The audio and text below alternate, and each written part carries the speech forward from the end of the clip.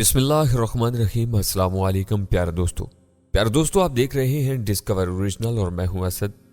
اس سے پہلے آپ مسیحا کی 47 اقساط سن چکے ہیں، اب قسط 48 ملاحظہ فرمائیں۔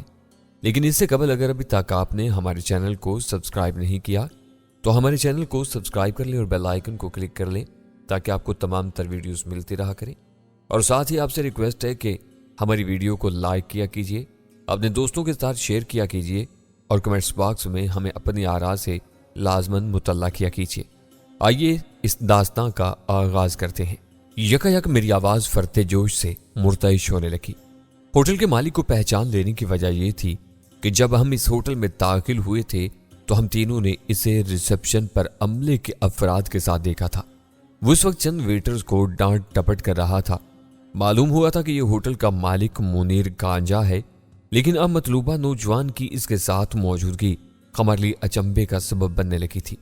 سردست رومی کی پھر نصف حد تک بات درست ثابت ہو رہی تھی۔ افراد وہی تھے مگر معاملہ اور تھا۔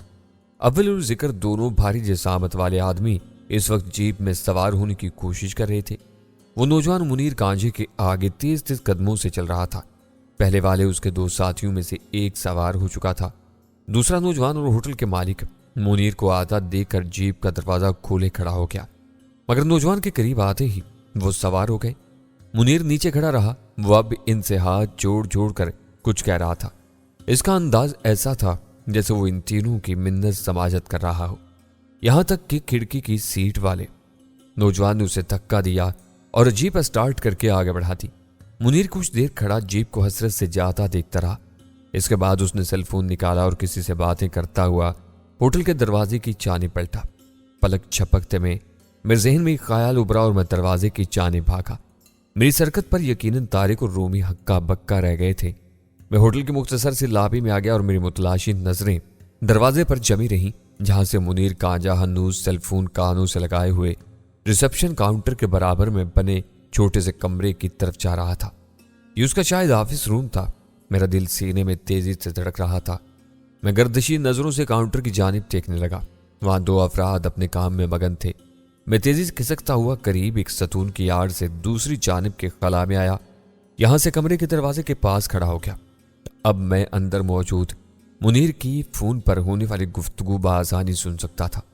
اگرچہ اس طرف کسی کے نکل آنے کا خدشہ موجود تھا تاہم میں نے سوچ رکھا تھا کہ دیکھ لیے جانے پر کوئی بھی عمومی نوعیت کا بہانہ کر دوں گا۔ سائیں پھل صاحب، جلدی سے کچھ کیجیے، وہ لوگ نہیں مان رہے ہیں۔ میرا ایک ہی جوان بیٹا ہے، صابر کو کچھ ہو گیا تو میں زندہ لاش بن جاؤں گا اور چیرا تو بس مر ہی جائے گی۔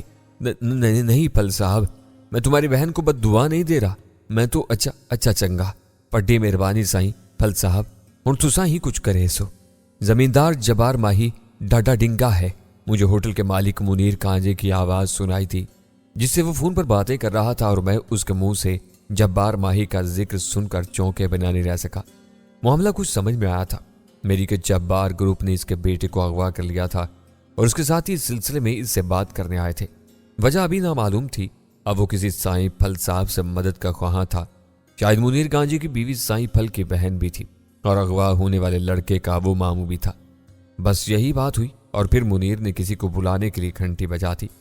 بات تشنا رہی مگر ادھوری سہی۔ میں جس مقصد کے لیے اور کچھ سوچ کر اس کی جانب بھاگا تھا وہ کسی حد تک پورا ہو چکا تھا، لہذا جیسے اس نے اپنی بات ختم کر کے گھنٹی بجائی، میں فوراً وہاں سے ستون کی آڑ لے کر سیڑھیوں کے خلا کے نیچے سے ہوتا ہوا لابی میں آ گیا۔ وہاں دو کرسیوں پر میں نے طارق اور رومی کو بیٹھے دیکھا۔ میں سمجھ گیا وہ میرے ہی منتظر تھے۔ میری سرکت کا کسی حد تک وہ بھی مطلب سمجھ ہی چکے ہوں گے، تاہم میرا ذہن بہت تیزی سے منصوبے کی ترمیم اور نئے ادھیڑ بن میں لگ گیا تھا۔ یہی وہ وقت تھا جب میں ان کی جانب بڑھ رہا تھا کہ میرا سیل فون گنگنانے لگا۔ یہ حمیرہ کی کال تھی۔ میرا دل یک بارگی جانے کس نامعلوم خدشے کے تحت دھڑکا تھا۔ اسی حالت میں جب حمیرہ کی میں نے کال ریسیو کی تو دوسری جانب سے اس کی سسکیاں سنائی تھی۔ وہ اسی حالت میں مجھے جو بھی خبر دینے والی تھی وہ یقیناً اچھی خبر نہیں ہو سکتی تھی۔ سیف، ہم کل کی فلائٹ سے UK جا رہے ہیں۔ سسکیوں کے دوران اس نے مجھے اطلاع دی۔ خود میرا دل اس اطلاع پر بھاری سا ہونے لگا۔ میں نے خود کو سنبھالا دیا، ہمت مجتمع کی اور بولا، رنجیدہ ہونے کی ضرورت نہیں حمیرہ، मैंने अपने दिल के बोझल पन पर काबू रखते हुए कहा, यह हम सब के लिए अच्छा ही है, हमारे लिए भी। उसने शिकवा कुना अंदाज में पूछा, यकीनन, क्या तुम्हें नहीं लगता? मैंने अपने कर्ब को दबाते हुए कहा, हम एक दूसरे से मीलों दूर हो जाएंगे। वो दिल गिरफ्तगी से बोली, मगर करीब रहेंगे। मैंने कहा, क्या तुम दूर हो के मुझे याद भी नहीं करोगी? जवाब में उसकी एक गहरी और आजुर्दा सी सांस खींचने की आवाज सुनाई दी थी। तुम्हारी याद तो एक लम्हे के लिए भी मेरे दिलो दिमाग से महव नहीं हो सकती, मगर सैफ, इतना हौसला मैं कहां से लाऊं? तुम्हारी तो खैर बात ही और है। तुम ही काम मकसद के हसूल के लिए सरगर्दाओं कभी याद कर लोगे मुझे और कभी भुला दोगे, मगर मैं, तुम भी रफ्ता रफ्ता ऐसे हौसलों की आदी हो जाओगी और फिर सब कुछ ठीक हो जाएगा।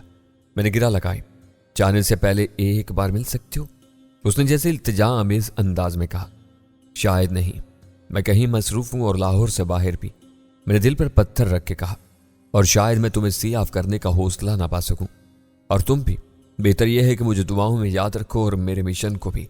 मुझसे ज्यादा मैंने इस बार अपने लहजे और आवाज को मजबूत कर लिया था। थोड़ी देर मजीद बातें हुई और इसके बाद खुदा हाफिज और अलविदा कह दिया गया। उमेरा का फोन था। तारिक ने खफीफ सी मुस्कुराहट से मेरी जानिब देखते हुए कहा, हाँ। मैंने कहा, तुम इसे बिल्कुल ठीक सिम्मत पर ले जा रहे हो। उसने कहा तो रूमी एक निगाह मुझ पर डालने के बाद तारिक को तकने लगी, मगर बोली कुछ नहीं। यूं लगता था जैसे उसे तारिक की बात से इख्तलाफ रहा हो, लेकिन इस पर वो अपना कोई तबसरा करने से कासिर हो।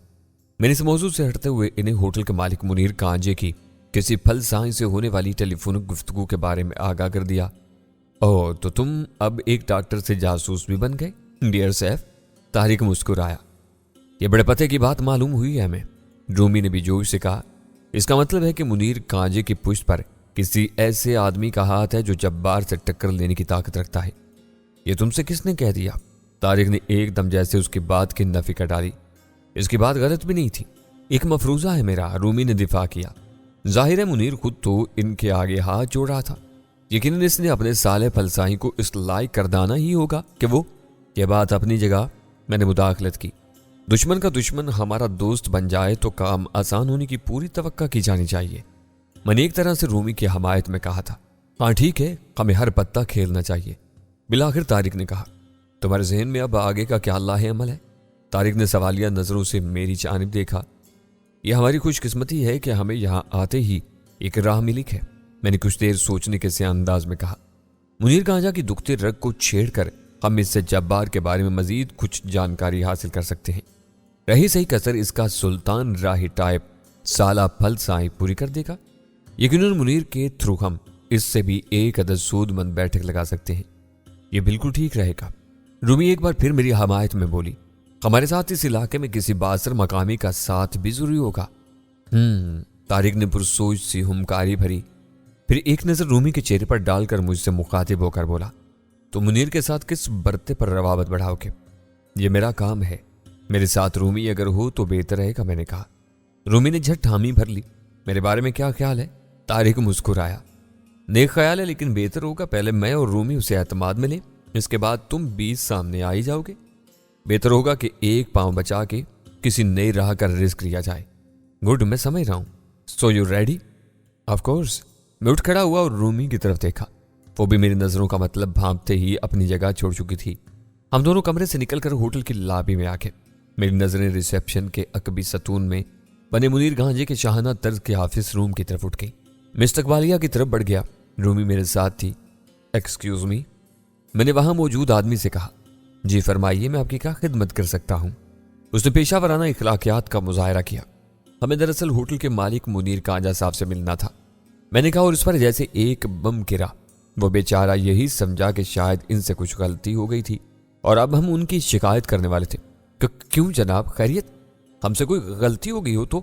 हरगिज ऐसी बात नहीं, हम आपकी सर्विस से बिल्कुल मुतमईन और खुश हैं। मैंने फरोज की बात काटते हुए दोस्ताना मुस्कुराहट से कहा, हमें कोई और जाती नौयत का काम है उनसे, आप प्लीज हमारी मुलाकात करा दें। फिर लम्हा भर के तवक्कुफ के बाद मुस्तफसिर हुआ, वो अपने ऑफिस रूम ही में है ना अभी तक? जी हाँ, मगर आप क्या अभी उनसे मिले थे? आदमी ने पूछा। इसके लहजे में उलझन अमेज हैरत थी। मुझे भी अपनी गलती का एहसास हुआ, क्योंकि मैं मिला तो था नहीं, वो तो मैंने उसकी जासूसी की थी। ताहम फौरन ही बात बनाते हुए बोला, मैंने दरअसल अभी थोड़ी देर पहले इन्हें अपने कमरे की तरफ जाते देखा था।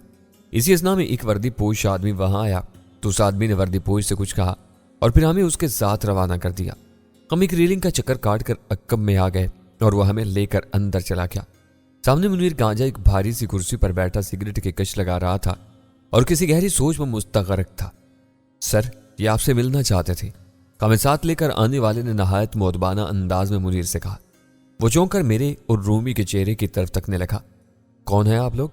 मैं आपको जानता नहीं, वो बोला।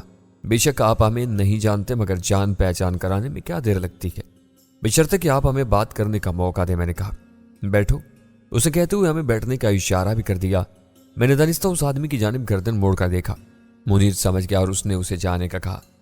मुनीर साहब, अगर आप समझते हैं कि यहाँ हम राजदाराना अंदाज में गुफ्तगू कर सकते हैं तो मैं शुरू करता हूँ, वरना हमने यहाँ कमरा ले रखा है, वहीं चलकर आप यहाँ गुफ्तगू कर सकते हैं।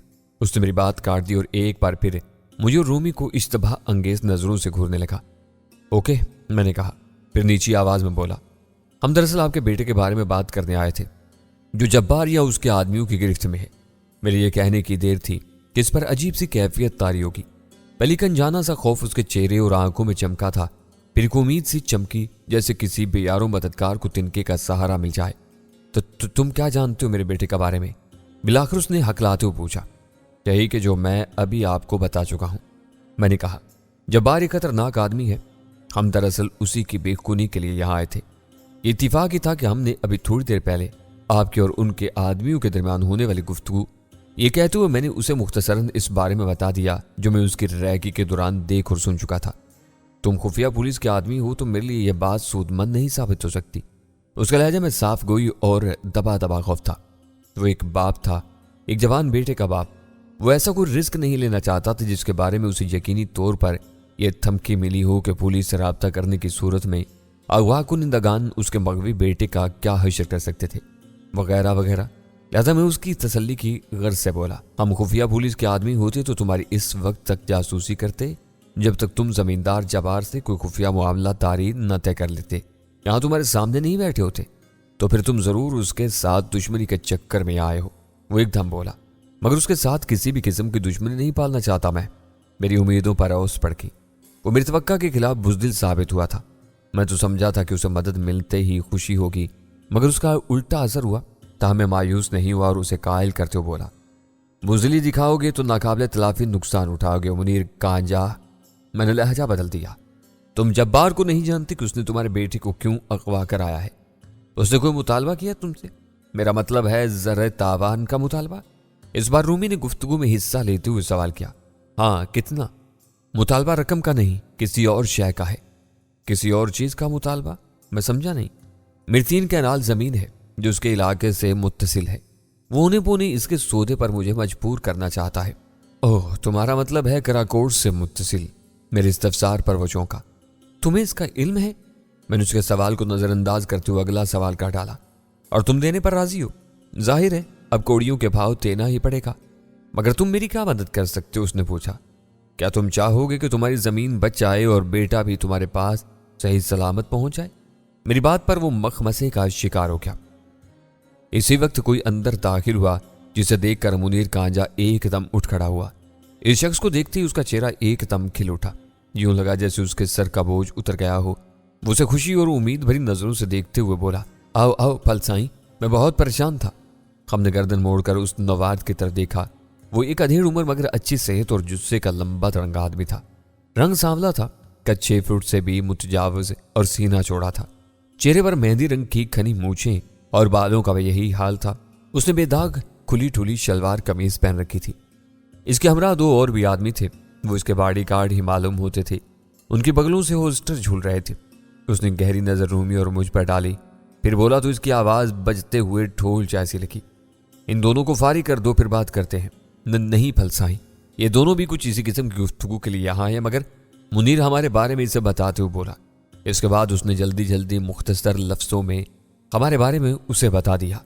इस बार फलसाई हमारी जानब घूर घूर कर देखने लगा। इसके दोनों आदमी सोफों पर बैठे रहे, मगर वो खुद उठकर मुनीर के बाएं जाने वाली कुर्सी पर बैठ गया ताकि सही तरह हमसे मुखातिब हो सके। तुम्हारी उससे किस किस्म की दुश्मनी है? फलसाई दुश्मनी की वजह बेहद संगीन है। اور اس کی تفصیل کچھ طویل۔ میں نے اسے پورے نام سے مخاطب کرتے ہوئے کہا، یہ بے حد خطرناک آدمی ہے، اس کے پیچھے ایک پورا گروہ ہے جس میں ملکی اور غیر ملکی ناخداؤں کا عمل دخل رہتا ہے۔ میں نے واضح طور پر پھلسائی کے چہرے پر لمحہ بھر کے لیے سناٹے کے آثار ابھرتے محسوس کیے۔ پھر وہ جیسے محتاط ہو کر بولا، مگر ہم جبار سے کسی قسم کی طویل دشمنی چاہتے ہیں اور نہ ہی اسے سنگین بنانے کا ارادہ رکھتے ہیں۔ بڑے ہی روکھے اور خشک لہجے میں مجھ سے یہ الفاظ کہتے ہوئے وہ اپنے بہنوئی منیر کانجا سے مخاطب ہو کے ہمارے حوالے سے مستفسر ہو کر بولا، انہوں نے تمہیں کیا پٹی پڑھائی ہے؟ اس کی بات پر منیر نے اپنے خشک ہونٹوں پر زبان پھیرتے ہوئے ہماری طرف ایک نگاہ اٹھا کے اس سے وہی کچھ کہہ ڈالا جو ابھی ہم تھوڑی دیر پہلے اسے تجویز کے طور پر کہہ چکے تھے۔ ہرگز نہیں، پھلسائی بھاری آواز میں اپنے بہنوئی سے بولا، ان کی باتوں میں مت آؤ اور ذرے تاوان پر کمی پیشی کی بات کرو۔ اگر پھر بھی وہ سور زمین کا سودا کروانا چاہتا ہے تو بیچ دو اسے، اولاد سے بڑھ کر کوئی چیز نہیں ہوتی۔ اگر پیسوں پر رضامند ہو جائے تو اچھی بات ہے، تب پھر مجھے بتانا۔ اپنے آدمیوں میں سے ایک کو تحکمانہ انداز سے مخاطب کر کے بولا، اوئے شوکے، میری چیک بک نکال۔ چوکے نامی آدمی نے چھٹ اپنے کرتے کی سائیڈ جیب میں ہاتھ ڈال کر چیک بک نکال کر دی۔ وہ ایک چیک پر دستخط کر کے منیر کی طرف بڑھاتے ہوئے بولا، یہ سادہ بلینک چیک ہے، جتنی رقم طے ہو جائے لکھ دینا، بعد میں حساب کرتے رہیں گے، اور اس زنانی اور اس کے مرد سے آئندہ کسی قسم کی کوئی معاملہ داری مت کرنا۔ اپنے بہنوئی کو یہ حکم دینے کے بعد وہ کرسی سے اٹھا اور میری طرف دیکھ کر گویا تنبیہ کے سے انداز میں بولا، اور تم دونوں اپنے درد سر خود ہی نمٹاؤ، لیکن اگر تمہاری وجہ سے معاملہ گڑبڑ ہوا تو اس کی ذمہ داری تم پر ہوگی، میرے لیے تم دونوں کو تلاش کرنا کوئی مشکل کام نہیں ہوگا۔ یہ کہہ کر وہ اپنے دونوں آدمیوں سمیت نکلتا چلا گیا۔ کیسا آدمی تھا یہ پھلسائی؟ اس کے کمرے سے نکلتے بے اختیار میرے منہ سے برآمد ہوا، جیسا بھی تھا مگر بات ٹھیک کر کے گیا ہے، آ جا سکتے ہیں لیکن خیال رہے معاملہ بگڑے نہیں۔ ارے یہ تو الٹی آنتے گلے کو آ گئی۔ رومی کے منہ سے بے اختیار نکلا۔ وہ کچھ جوش میں آ گئی تھی، اس لیے کہ وہ خود ایک قانونی ادارے سے متعلق تھی، مگر میں نے اسے مزید کوئی ریمارکس دینے سے منع کر دیا اور منیر کانجا کے کمرے سے نکل گیا۔ کمرے میں پہنچے تو طارق اپنا لیپ ٹاپ کھولے کرسی پر بیٹھا انہماک سے کام میں مصروف تھا۔ ہمیں دیکھتے ہی وہ کرسی چھوڑ کر بیڈ کے قریب والی کرسی پر آن بیٹھا اور ہمارے چہروں کو بھانپتی ہوئی نظروں سے دیکھتے ہوئے گویا چٹخارے لینے کے انداز میں بولا، لوٹ کے بدو گھر کو آئے۔ کیا مطلب؟ رومی نے اسے گھورا۔ مطلب تمہارے اترے ہوئے چہروں سے ظاہر ہے، وہ اسی اطمینان سے بولا جبکہ میں تھکے تھکے انداز میں کرسی پر ٹھہر گیا۔ کیا رہا صاحب، تمہیں بتا دو؟ اندازہ تو تمہیں ہو ہی چکا ہے۔ میرے لہجے میں مایوسی تھی۔ پتہ تو تم نے اچھا پھینکا تھا مگر پھل سائیں جیسے جنجال کو تم نے پیچھے لگا لیا ہے۔ وہ اس بار سنجیدہ لہجے میں بولا، کیا مطلب؟ تم اس پھل سائیں سے واقف ہو؟ میں کچھ بھانپتے ہوئے اس کی طرف دیکھ کر بولا۔ ایک حد تک اس نے جواب میں کہا، لیکن تم نے ہمیں بتایا نہیں۔ میں نے بھی اسے گھورا۔ بتا دیتا لیکن پہلے میں تمہارا تجربہ گیس کرنا چاہتا تھا۔ اب اس تجربے والی بات کو چھوڑو اور ہمیں یہ بتاؤ کہ یہ پھل سائی ہے کیا بلا جس نے ہمارا منصوبہ خراب کر دیا؟ ورنہ تو وہ تھردلہ سا ہوٹل کا مالک منیر افیم، منیر کانجا۔ میں نے رومی کی تصحیح کی۔ ہاں وہی، وہ تو ہم سے تعاون کرنے پر آمادہ ہو ہی گیا تھا،